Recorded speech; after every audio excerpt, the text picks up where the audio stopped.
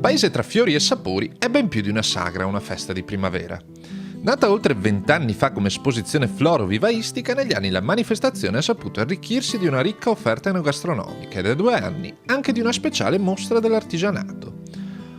Oggi, con i suoi quasi 160 espositori provenienti da tutto il Veneto e non solo, Paese tra fiori e sapori è un evento che per 4 giorni trasforma il piccolo comune di Paese in una grande piazza cittadina e per questo negli ultimi anni è stato inserito tra gli appuntamenti di punta della programmazione dell'amministrazione comunale. Questo fa parte come evento clou di un progetto che si avvale della sponsorizzazione regionale che è definito Paesi Appuntamenti e che è il proseguo di quello che per 3 anni precedenti è stato Paese Impresa.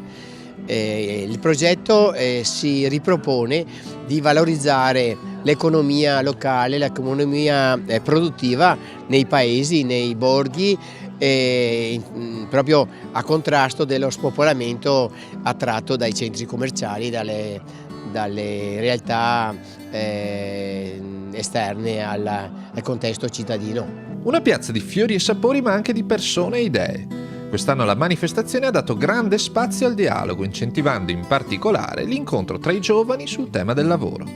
Tema a cui è stato dedicato un appuntamento organizzato il 1° maggio dall'associazione Agorà. Abbiamo accolto l'invito da parte della Proloco di Paese ad organizzare assieme a loro questa tavola rotonda su impresa, lavoro e ambiente, su tutti e 3 temi molto importanti al momento. Quindi abbiamo organizzato questo momento di incontro, di confronto, di chiacchiere. È stato un riscontro positivo e è stato un momento piacevole perché abbiamo scoperto tanta voglia di fare, di mettersi in gioco, di provare e anche nonostante magari le problematiche che ci sono tutt'oggi, quindi per esempio la burocrazia, se ne è parlato molto, la voglia comunque di provarci senza mollare mai. L'evento ha permesso ai giovani del territorio di conoscere esperienze positive come quella di Marco Michelin, vincitore del bando Fatti Spazio del progetto Giovani di Paese, che ha coronato così il sogno di diventare un produttore di birra.